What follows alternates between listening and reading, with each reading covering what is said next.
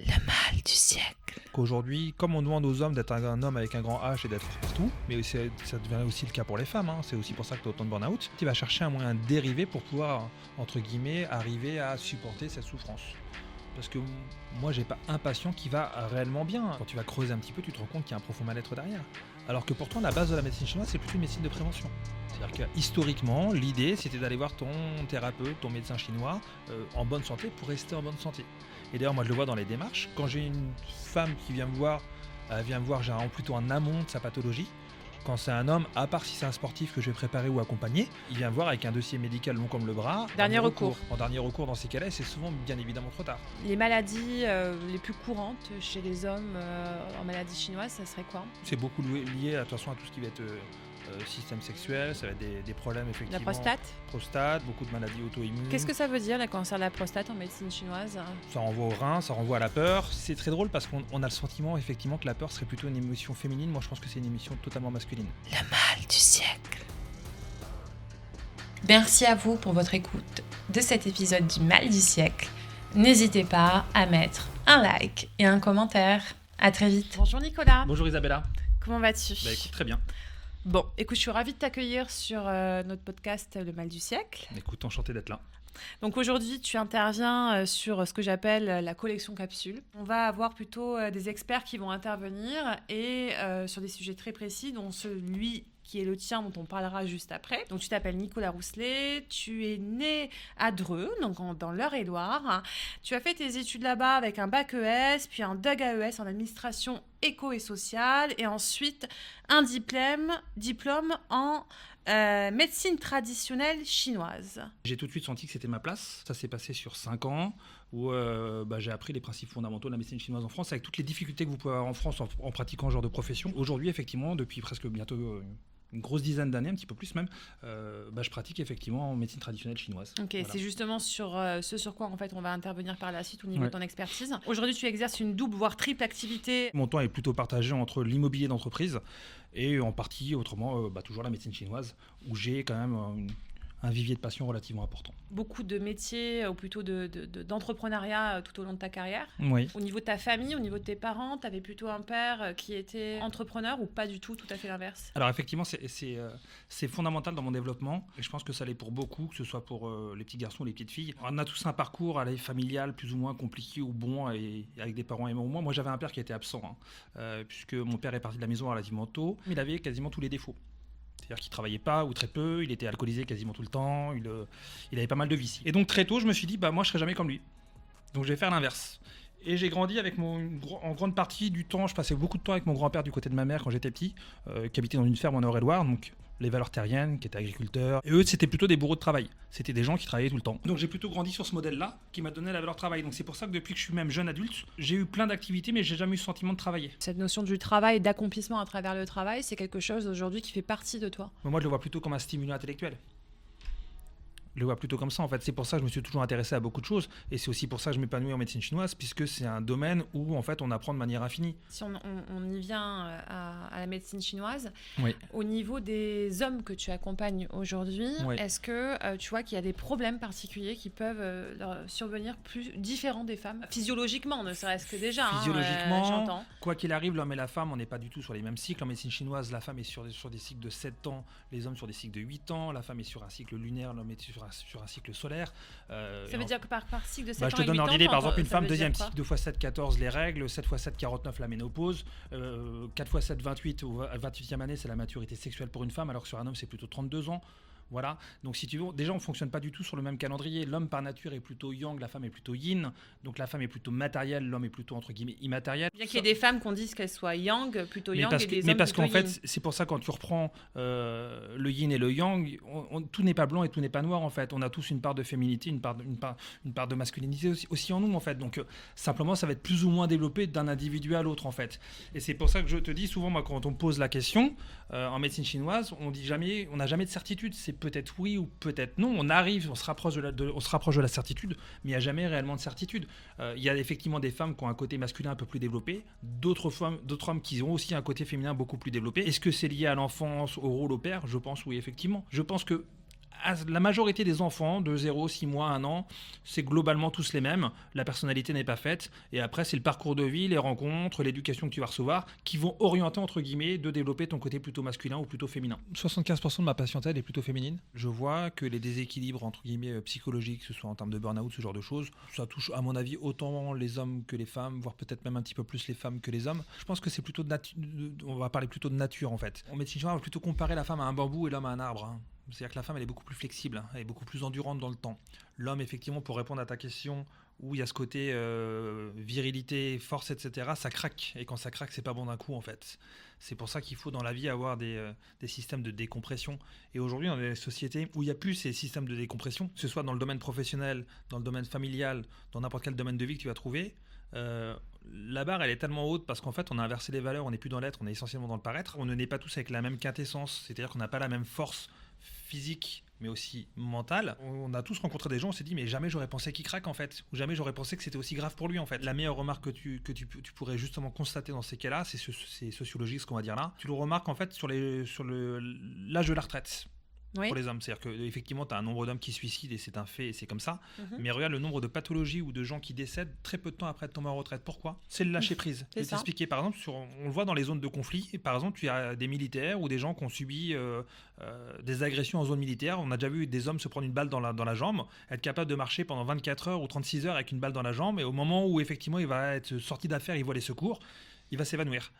Donc, ce qu'on appelle la sidération, c'est-à-dire dans ces cas-là, on est capable effectivement de faire des choses. C'est le subconscient qui va prendre le relais et on va avancer en fait. La retraite, c'est un peu ça. C'est-à-dire que tu arrives au bout des choses. C'est-à-dire que la maison, elle est payée, le crédit, il est payé, les enfants sont grands, tu n'as plus à les assumer. Et au moment où tu te relâches, le corps, en fait, ce qu'il fait, moi, ce que j'explique à mes patients, c'est que le corps, en fait, il note tout. Et à un moment, on paye l'addition. Mais des fois, en fait, on aurait dû décéder beaucoup plus tôt. Sauf que comme on est dans l'action, en mode survie, dans ces cas-là, on arrive à aller un petit peu plus loin. Mais c'est pour ça qu'effectivement, et c'est toute la différence entre l'Orient et l'Occident, c'est que nous, en fait, on a des vies qui sont tellement effectivement intensives en termes de stress émotionnel, parce qu'en fait, on a grandi sur un modèle où les émotions, ça n'existe pas. Maintenant, ça en est presque un peu trop à l'heure actuelle, mais pendant longtemps, moi, je sais, quand on était enfant, on partageait pas nos émotions. Le fait d'aller voir un psychologue à l'époque, c'était tabou dans les familles. On disait, mais t'étais fou. Oui.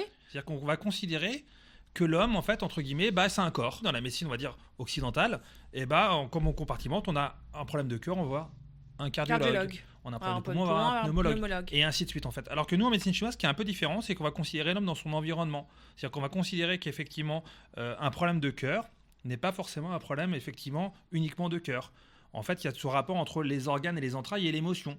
Par exemple, le poumon, l'émotion correspondante, c'est la tristesse. Le poumon va fonctionner avec le gros intestin en parallèle. Donc des fois, on va traiter des problèmes de poumon par le gros intestin. Le rein, l'émotion du rein, c'est la peur, qui fonctionne avec son entraille, qui est la vessie, c'est assez logique.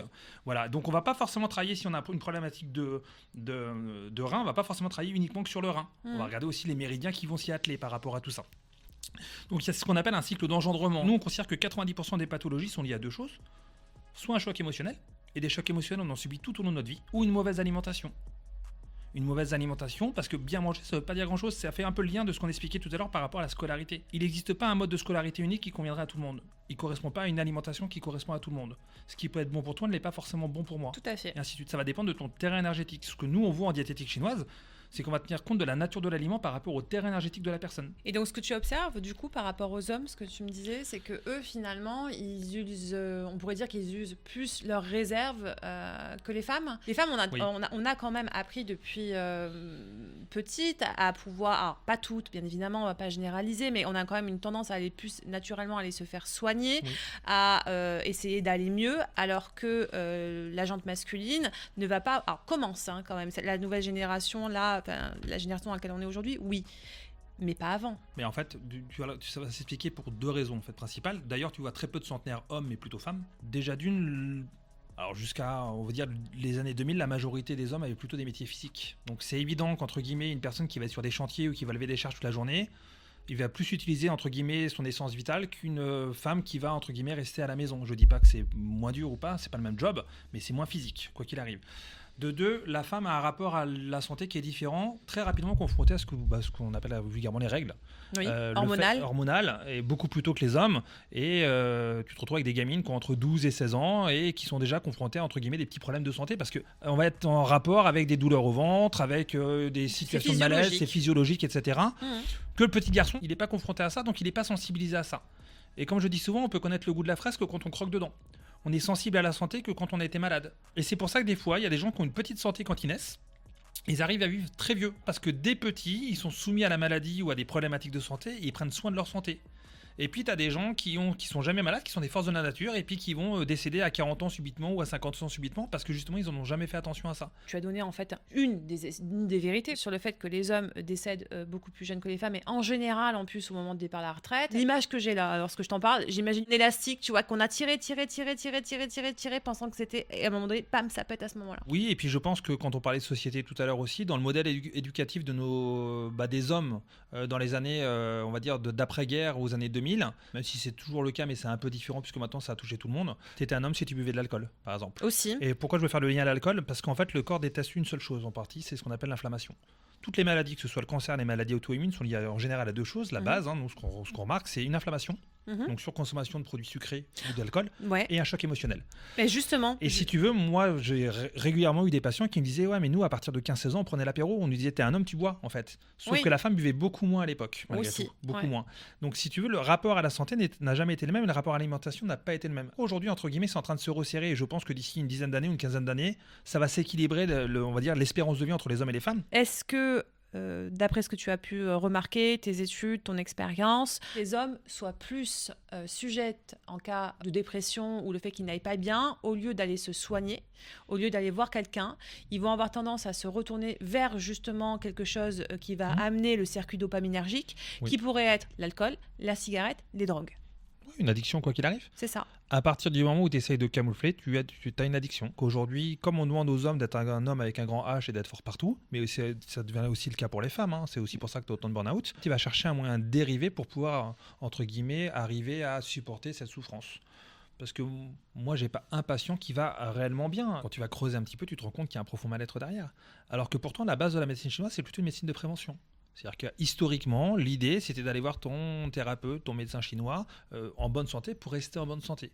Et d'ailleurs, moi, je le vois dans les démarches. Quand j'ai une femme qui vient me voir généralement plutôt en amont de sa pathologie.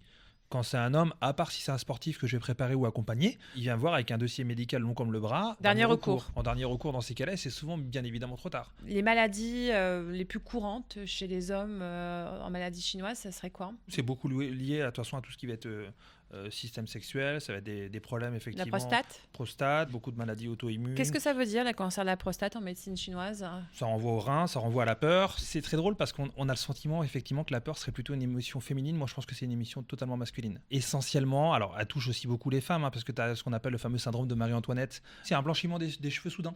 D'accord. C'est-à-dire que c'était une dame qui était brune, la veille de son exécution, elle s'est réveillée le matin avant de se faire exécuter, les cheveux étaient blancs. Généralement, ça apparaît d'un coup, c'est lié à une peur ou un traumatisme. Et effectivement, dans les degrés des traumatismes, on place le deuil en premier, la séparation en deuxième. Dans les traumatismes les plus importants, on va dire, qui vont affecter les gens. Quoi qu'il arrive, quand j'expliquais tout à l'heure, puisque le corps, il note tout et on paye l'addition à un moment ou à un autre, on a tous des chocs émotionnels différents. Et comme on a tous un état psychologique différent, on ne les accueille pas de la même manière. Et c'est pour ça que tout à l'heure, je faisais le lien par rapport aux émotions, où pendant longtemps en France, comme en Occident, on nous expliquait qu'il fallait grandir un peu sans émotions. À partir du moment où en fait, on va nier nos émotions, ça ne fonctionnera jamais. Moi, j'estime que les émotions, c'est comme les nuages. C'est normal d'être en colère de temps en temps, c'est normal d'être heureux de temps en temps, c'est normal d'avoir peur. La colère est une émotion saine. Il faut juste en fait, que l'émotion ne soit pas en excès ou elle ne soit pas gardée. Toujours pareil, cette histoire d'équilibre en fait.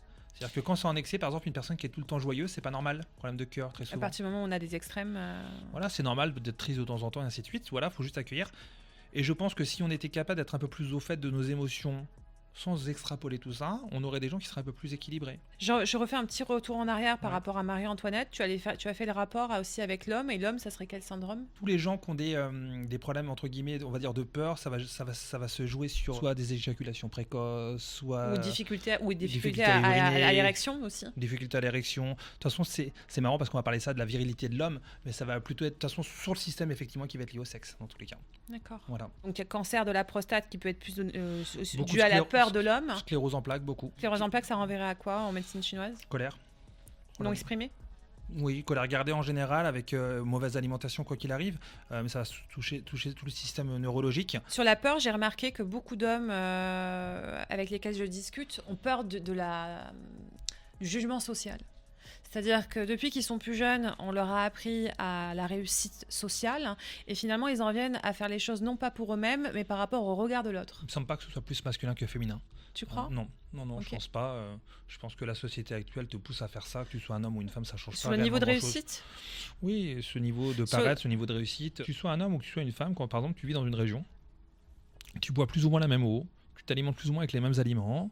Donc tu as quand même un environnement, un ensemble de pathologies qui est relativement commun en fait. Voilà. Après, moi je trouve que c'est plutôt variant. C'est pas forcément sur la pathologie qui va être déclarée, c'est plutôt sur l'aspect émotionnel en fait. Qu'il y a quand même vraiment des différences entre l'homme et la femme et la façon de les aborder, de les entretenir en fait. Ouais. J'aimerais juste revenir sur ce que tu as dit tout à l'heure. C'était rapide et je pense que les personnes qui ne s'y connaissent pas du tout auraient peut-être besoin d'une piqûre de rappel. Tu parlais de cycle, tu parlais de différenciation justement déjà ne serait-ce que physiologique au niveau de l'homme et de la femme, le yin, le yang, ça paraît simple pour beaucoup, mais pour d'autres, pas du tout. Si tu pouvais expliquer tout ça de façon à ce que ça soit abordable pour tout le monde, en vulgarisant le discours. Les Chinois considèrent que la vie n'est pas un gain, la mort n'est pas une perte, et qu'elle est cyclique. Que ce soit l'échelle d'une année, d'une semaine ou d'une journée, c'est un éternel recommencement. On va considérer en fait qu'une journée, c'est une petite vie. C'est pour ça que tu as ce qu'on appelle une marée énergétique en médecine chinoise, où suivant les horaires de la journée, tu vas avoir des organes qui vont être plus ou moins sollicités. Chaque organe est lié à une émotion. Je prends l'exemple de 23h le soir à 1h du matin, c'est ce qu'on appelle la marée énergétique de la vésicule biliaire. En Chine, on va considérer que la vésicule biliaire, c'est quoi ? L'émotion qui va en découdre, c'est la prise de décision, le courage. Et schématiquement, pour eux, c'est je prends la décision de passer à la journée suivante. 1h, 3h du matin, heure solaire, c'est l'heure du choix. D'ailleurs, c'est pour ça qu'en Occident, la majorité des gens qui ont des troubles du sommeil vont souvent se réveiller plus tôt. Alors, si c'est en été, 3h et 5h du matin, parce qu'il y a 2 heures de décalage horaire. Pourquoi ? Parce que mécaniquement, comme c'est l'heure du foie, la nuit, le sang retourne au foie. Et des gens, en fait, qui ont un sang qui est mal nourri ou qui est pas assez nutri, dans ces cas-là, ça va les réveiller la nuit, en fait. La majorité, moi, des insomnies, je vais les régler par le foie. C'est un exemple. Tout est cyclique, en fait, en médecine chinoise, et tout est une question d'équilibre. Je rappelle la règle d'or en médecine chinoise, il y a 3 règles. Bien dormir, bien manger, bien éliminer. Et l'équilibre n'est pas le même en pensant que je sois une femme ou un homme ? Si, à peu près le même. D'accord. Si. Donc ça change pas grand-chose. Les cycles ne sont pas les mêmes. Les cycles sont pas les mêmes. Mais par contre, si tu dors bien, si tu manges bien, si tu élimines bien, c'est que ton corps physiologique fonctionne bien. Mais là, je parle du corps. Je parle pas de l'esprit et je parle pas effectivement de ce qu'on va appeler le shen en médecine chinoise, c'est l'esprit. Je vais pas parler effectivement de l'aspect émotionnel. Parce que l'aspect émotionnel, c'est en fonction des personnes. Du climat, de l'environnement. Pourquoi ? Parce que, par exemple, on parlait de burn-out, on va parler de dépression. Tu remarqueras que dans la dépression, c'est quelque chose qui touche beaucoup plus les pays occidentaux ou les pays où tout va plutôt bien. En temps de guerre, il y a très peu de dépression. Les gens n'ont pas le temps de s'attacher à ça, en fait. C'est ce que j'expliquais tout à l'heure avec le syndrome du soldat qui se prend une balle dans la jambe et qui marche. Quand t'as pas le choix en fait. T'as pas le temps de te poser. Donc le corps, il est plutôt en mode survie, comme tu expliquais tout à l'heure. Donc je pense que physiologiquement, on est à peu près pareil. D'un point de vue, pas grand chose qui nous différencie. D'ailleurs, tu le vois même à l'enfance, des enfants jusqu'à 7-8 ans, c'est la même chose. Un petit garçon, une petite fille, ça change pas grand chose en soi. C'est nous qui les habillons de manière différente. On met des codes, on les met en rose, en bleu, etc. Ça, c'est des codes qu'on a voulu donner. Mais je pense que tu mets 4 enfants, tu vois pas leur visage de 4-5 ans dans un bac à sable, tu vois pas la différence si c'est un petit garçon ou une petite fille. Après, on va plutôt les orienter en disant, voilà, c'est nous les hommes qui avons dit, toi tu es une petite fille, tu vas jouer avec une poupée, et toi tu vas jouer avec une petite voiture. Ça, je pense que c'est des codes qu'on a voulu donner, mais je pense que naturellement, si on n'avait pas donné ces codes-là, je vois pas pourquoi un petit garçon pourrait pas jouer avec une poupée, et ainsi de suite. Mécaniquement, on fonctionne pareil. Énergétiquement, on n'a pas la même énergie. Nous, on a plutôt sur une énergie yang, les hommes, donc plutôt sur l'énergie du Dumai, qui est un méridien qui passe dans le dos, alors que la femme est plutôt sur le méridien, ce qu'on appelle le méridien concepteur, qui est le Renmai, qui est un méridien qui passe sur la partie de devant. On n'a pas la même énergie, mais on a la même physiologie. On a besoin de boire, on a besoin de manger, on a besoin de respirer. Quoi qu'il arrive, directement, on a besoin de dormir en fait. D'ailleurs, tu me disais que tu n'avais que 20% de ta patientèle qui était des hommes. Est-ce que tu as l'impression qu'il y a une augmentation du nombre d'hommes aujourd'hui qui viennent te voir ou pas du tout ? Non. Ça ne change pas. Je ne pense pas qu'il y ait de sensibilisation par rapport à ça. Ouais. Non. Je pense que ça n'a pas du tout changé ni évolué. Et ils viennent te voir pour quel type de problème en général ? Les hommes ? Oui. Soit quand j'expliquais les problèmes de fertilité, souvent c'est des bouches à oreilles, soit des pathologies lourdes. Les personnes qui ont des pathologies lourdes sont des personnes qui pourraient être plus stressées que la moyenne. Tu vois quoi ? C'est difficile à dire parce que je pense que le taux de stress, il est important pour tout le monde. Donc ce serait... il faudra avoir une analyse complète de leur vie en fait. Et se dire qu'est-ce qui a fait que ça a déclenché ça et à quel moment ça a changé. En général, par contre, dans le parcours des personnes, tu te rends compte qu'il y a un avant et un après certains chocs émotionnels. Chez la femme, tu te rends compte qu'il y a un avant et après les accouchements souvent. Et pour les hommes, comment on fait pour les accompagner justement, pour se libérer de toutes ces injonctions. Je pense que malgré tout, fondamentalement, psychologiquement, l'homme n'est pas plus fort que la femme. Hein. Mécaniquement, certainement, mais psychologiquement, pas du tout. On est d'accord. On est d'accord là-dessus. Comment on accompagne ? J'ai tendance à dire que ça dépend à quel âge il vient et ça dépend dans quel état d'esprit il vient, en fait. Aujourd'hui, un homme qui vient me voir à 50, 60 ans, où c'est déjà ancré depuis des années, que la pathologie est là depuis 20 ans, 30 ans et que ça va pas, on ne fera pas de miracle. On va l'accompagner, entre guillemets, pour que ça aille un petit peu mieux par la suite. Mais on ne le sortira pas de là, en fait. Par contre, nous, notre devoir, à l'heure actuelle, moi, c'est ce que je dis, en tout cas à mes patients, c'est le message que j'essaie de faire passer. Notre devoir, c'est que nos enfants, ils peuvent changer certaines choses. Mais tant qu'on ne réglera pas le problème à la base, on n'y arrivera pas, en fait. C'est pas lié qu'à la santé, c'est lié à tous les domaines, en fait. Dans tous les cas, ce que je fais quasiment tout le temps avec mes patients, c'est qu'on va rééquilibrer l'alimentation. Dans tous les cas, on va regarder les différentes pathologies, les différences, ce qu'on va appeler stagnation au niveau des organes entrailles.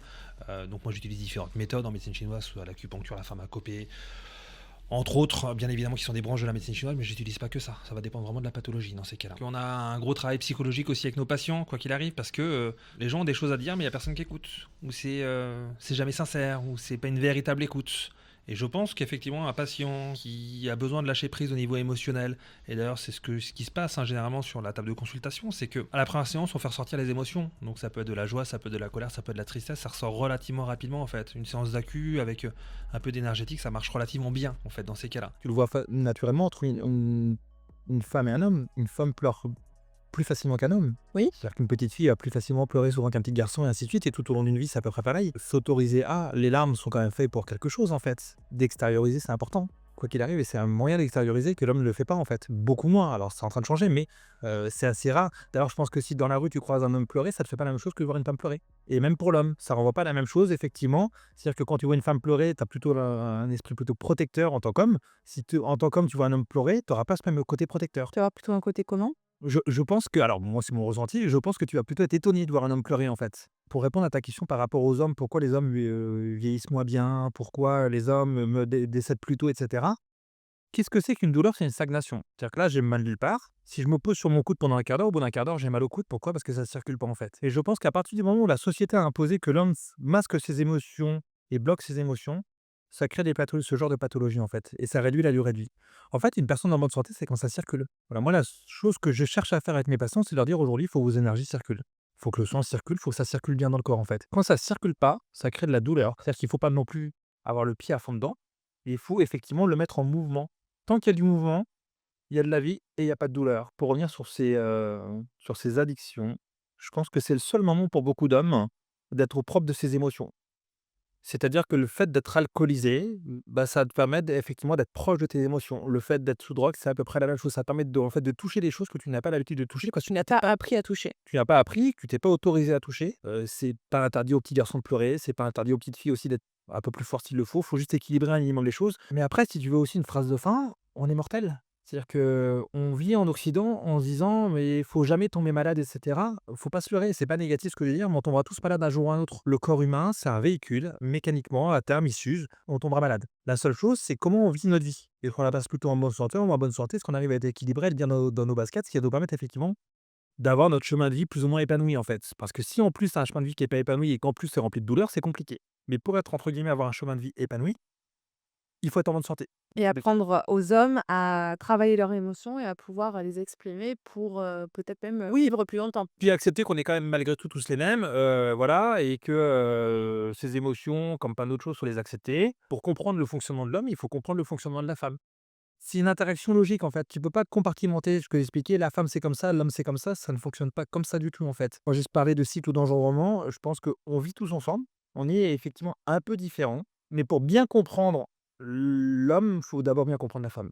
Si tu comprends pas la femme, tu peux pas comprendre le mécanisme de l'homme et inversement. Il y a plein de livres qui sont sortis dessus. De s'intéresser qu'à l'homme pour comprendre l'homme, je pense que c'est une impasse. T'as pas tous les tenants, les aboutissants dans ces cas-là. Et d'ailleurs, c'est pour ça que tu as beaucoup de couples qui n'arrivent pas à vivre ensemble, etc. Parce qu'ils se comprennent pas, ils parlent pas juste le même langage en fait. Parce que ce qu'une femme va vivre au quotidien, ses émotions, l'homme il peut pas le comprendre. Tu peux pas le comprendre, tu l'as jamais subi. Oui. Et inversement. C'est-à-dire que les pulsions d'un homme, la façon d'être, de se comporter, d'interagir, etc., tu ne l'as jamais vécu en tant que femme, donc tu ne peux pas le comprendre. Donc c'est pour ça que la démarche est des fois un peu différente. Quand tout à l'heure je disais qu'il faut comprendre l'homme dans son environnement, il ne faut pas compartimenter les choses dans la vie. Si on compartimente les choses, ça va jamais bien loin. Ok, super. Merci Isabella. Merci Nico. Merci à vous pour votre écoute de cet épisode du Mal du siècle. N'hésitez pas à mettre un like et un commentaire. À très vite. Le mal du siècle.